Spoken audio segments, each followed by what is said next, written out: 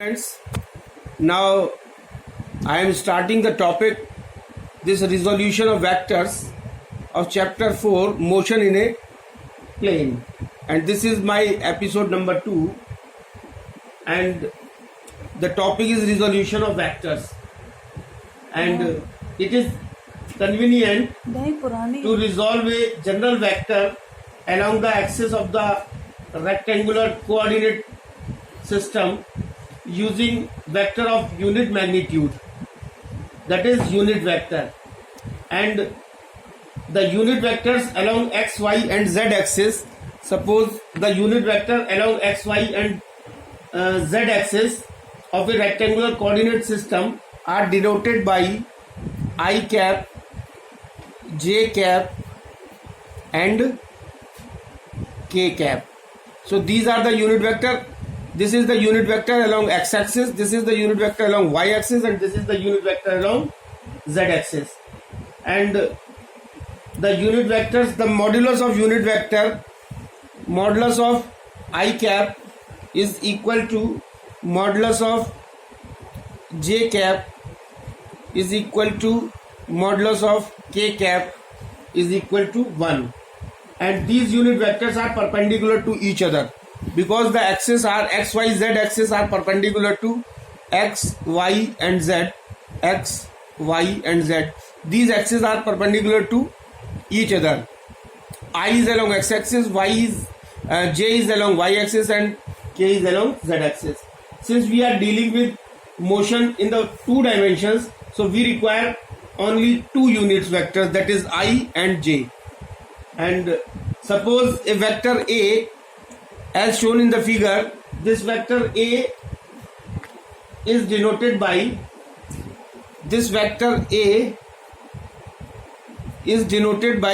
magnitude of A. Vector A is denoted by magnitude of A into n cap. This n cap is a unit vector which is showing the direction, and the magnitude of n cap is 1. So we now resolve a unit vector A in terms of the components vectors, that is along the unit vector I and along the unit vector j. So suppose A is a vector that lies in the x and y plane. So A1 vector along x-axis, A1 is the vector along x-axis and A2 is the vector along the y-axis. Now this A can be given by, this vector A is given by A1 vector plus A2 vector, and A vector can be given by AXI cap plus AY j cap. This can be resolved into 2 components along the x-axis and along the y-axis. So this is equation number 1, this is equation number 2, and this is equation number 1, this is 2, this is 3, and this is 4. Now AX components, AX, what is AX? AX is the component of vector A along x-axis, component of A vector along x-axis, and AY is the component of vector A along y-axis, and AXI is a vector along x-axis, and AYJ is a vector along y-axis. If theta is the angle, suppose if theta is the angle of vector A with the x-axis, then magnitude of vector A along x-axis, AX, and along y-axis are respectively given by this AX is equal to A cos theta, where theta is the angle between the vector and along the x-axis. This is equation 5, and AY can be given by A sin theta. This is equation 6. Now there are two ways to express the vector A in a plane. Its magnitude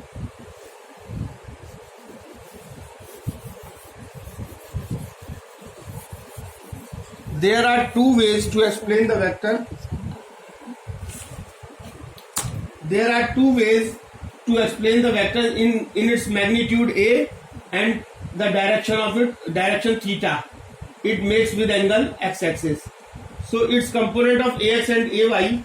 Now from the equation 5 and 6, if we see the equation 5 and 6 on squaring and adding both sides, then ax square plus ay square is equal to a square cos square theta plus a square sin square theta. And by taking a square as common, so a square is equal to cos square theta plus sin square theta. And we know that cos square theta and sin square theta is equal to 1. So a square into 1 is equal to a square. So a is equal to this a, and we know that a square is equal to ax square plus ay square. So a is equal to, then a is equal to under root ax square plus ay square. So this is equation number 7. And equation number, from equation number 5 and 6, on dividing the equation 6 by 5, on dividing equation number 6 divided by equation number 5, what we get? We get tan theta is equal to ay upon ax. So this is equation number 8, or we may call it theta is equal to tan inverse ay upon ax. So this is the this is for a vector A lying in xy plane. This is for a vector A lying in the plane xy as shown in the figure.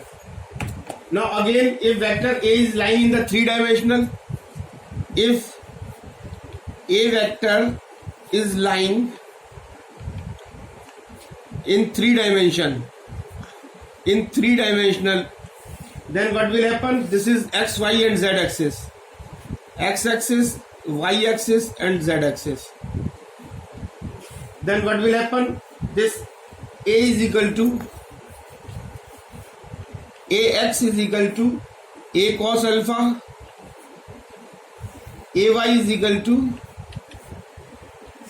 a cos beta and az is equal to a cos gamma, where alpha and beta and gamma are the angles between the, alpha is the angle with the x-axis, this is with the x-axis, alpha is the angle between the vector and the x-axis, and beta is the angle between vector and the y-axis, and gamma is the angle between vector and the z-axis. Now a is equal to, vector A can be given by axi cap plus ay j cap plus az k cap. So this is equation first, second, 3 for the three-dimensional, and this is fourth. And a can be given by a is equal to under root ax square plus ay square plus az square. This is equation number 5. And a position vector r can be expressed by, the position vector r can be expressed by vector r is equal to xi cap plus y j cap plus z k cap. This is equation number 6, where x, y, z are the components of vector r along the x-axis, y-axis and z-axis. Now coming to the next point, that is vector addition analytical method. Vector addition analytical method.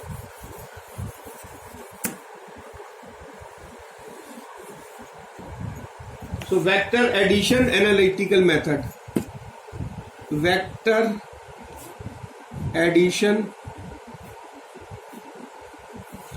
analytical method. Analytical method. So although the graphical method is of adding the vectors help us in visualizing the vectors and the resultant vector, it is somewhat tedious and has limited accuracy. So what we will do, it is made more easy to add vectors by adding their respective components, and we will add the components of the vectors. Suppose vector A and B are two vectors in x and y. Suppose vector A and B are two vectors along the x-axis and y-axis respectively. So component of A along x-axis AX. AX is the component of A vector along x-axis. AY is the component of vector A along y-axis, and component of B, suppose B and component of B along x-axis is BX.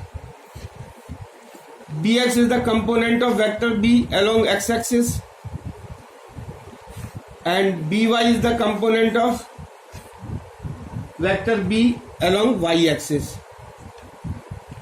Then A can be given by vector A is equal to AX I cap plus AY j cap.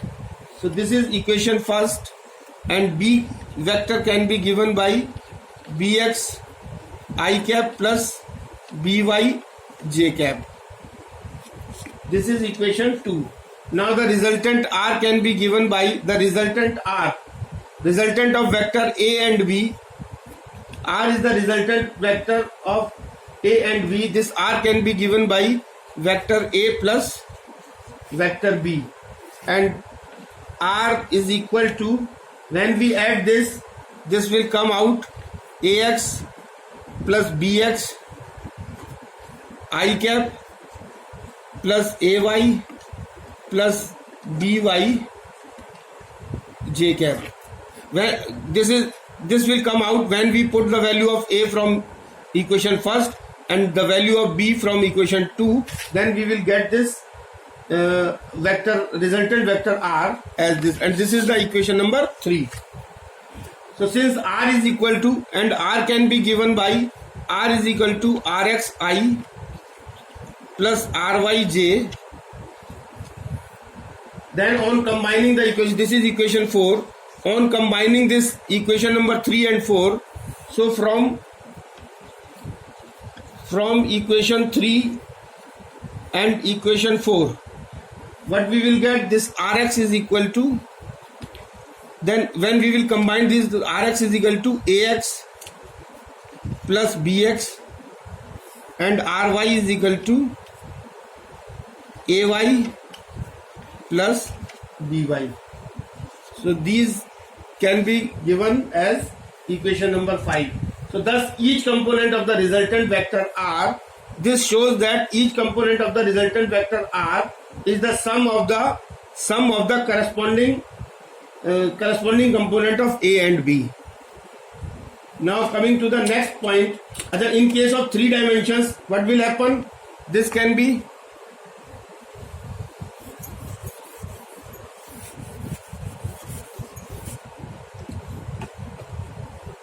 in case of 3 dimensions, this vector A,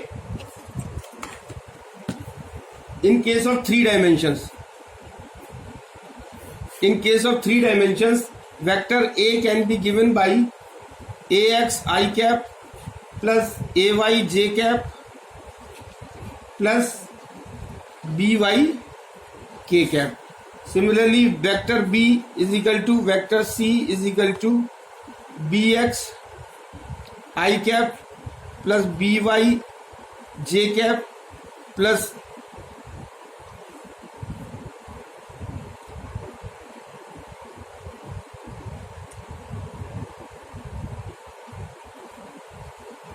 az bz k cap and cx I cap plus cy j cap plus cz k cap, and this rx is equal to ax plus bx, ry is equal to ay plus by, and rz is equal to az plus bz.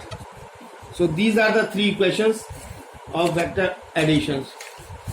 Now position vector or displacement vector and displacement. Now position vector or displacement vector. How we will find this position vector and displacement? Position vector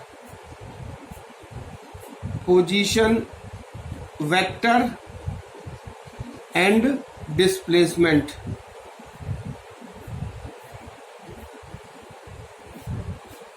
So the position vector r, suppose r is the position vector of a particle p located in a plane xy with reference to origin of an xy plane, then it is represented by, as I have already explained you, this position vector r can be written by xi cap plus yj cap. This is equation number yj cap. This is equation number 1. So suppose a particle moves along the curve as shown in the figure. This is, suppose a particle is moving along the curve and this comes from p to p dash at time t and t dash. Suppose a particle is moving in the curve. So suppose the particle is moving in the curve and it is coming p to p dash. This is at time t and this is at time t dash along x-axis, and this is along y-axis.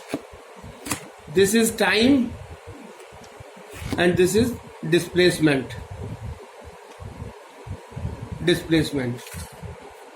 So now the displacement vector is given by delta r.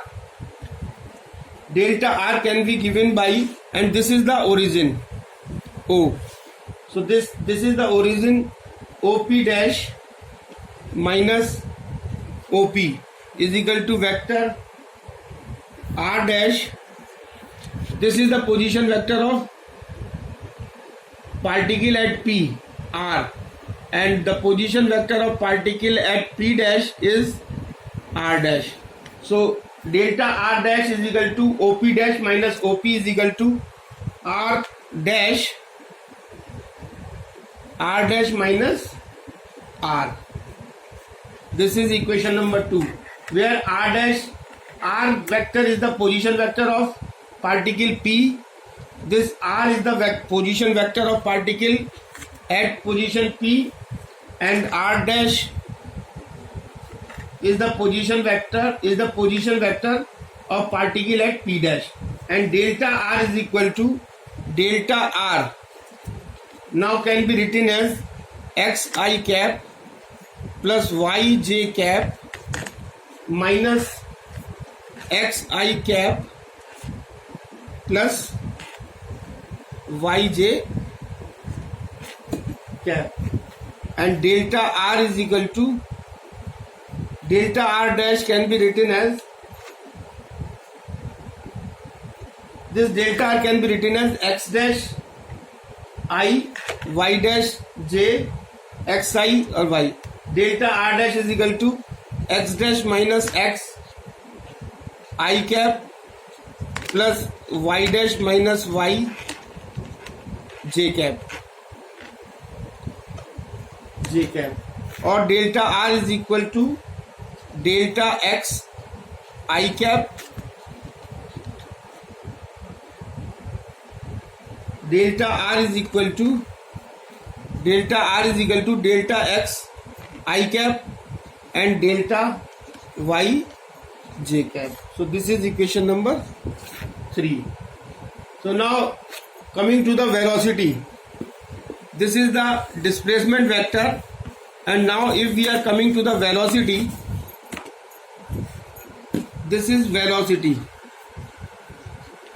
So we know that the average velocity v bar, this v vector v, this v bar, average velocity v bar, and it is represented in form of vector v bar vector. The average velocity of an object is the ratio of the displacement and the total time interval. So average velocity, this v bar vector is equal to delta r upon delta t, and this can be written as delta x I cap plus delta y j cap upon delta t, and by separating them, delta x I cap upon delta t plus delta y